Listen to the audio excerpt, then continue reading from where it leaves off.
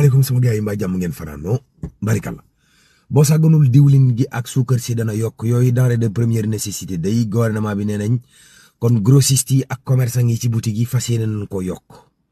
am ñuñ bokk ci politique bi dal ne état bi ñoo teg ay taxe moo tax mbir yi nar a yokk lu mu ci mënti am xëy na mu ñu far ko balaa loola di yegsi Hawa Bokar lii taal ku ñu tabb la CNRA la daloon Samba Jaaye ko dal daa merloo patriote yi ba ñu fut weekend bi daanaka lépp duñ ko xultu rek jàbbatu yeeg bu mu fi amee kii dafa doon saaga projet beeg xoloo ba fa delu kayita yeeg ne day expliquer gaa yi ne ko duñ la déglu faale wuñ la coow li commencé di tulleeg màlle il a fallu que Ousmane Sonko ni gi ni démb ci 22h30 mu jël kaddu lu war a tolloog daanaka fanweeri minute yu mu wax ak patriote yi xas leen ba ñu rab ñoom ñëpp ñu rus ku nekk di yolo naan ko tey ñu ko baal ñu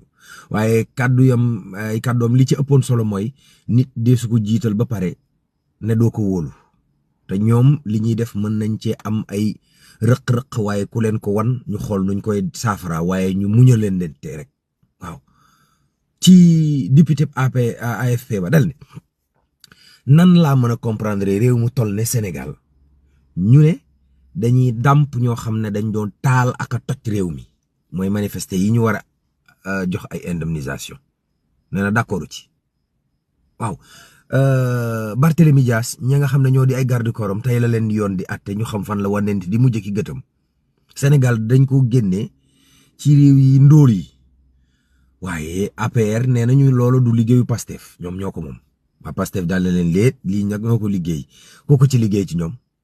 waaja nekk ca Touba maçon la dafa jàpp jabari magam jamate ko ba mu génn àdduna faf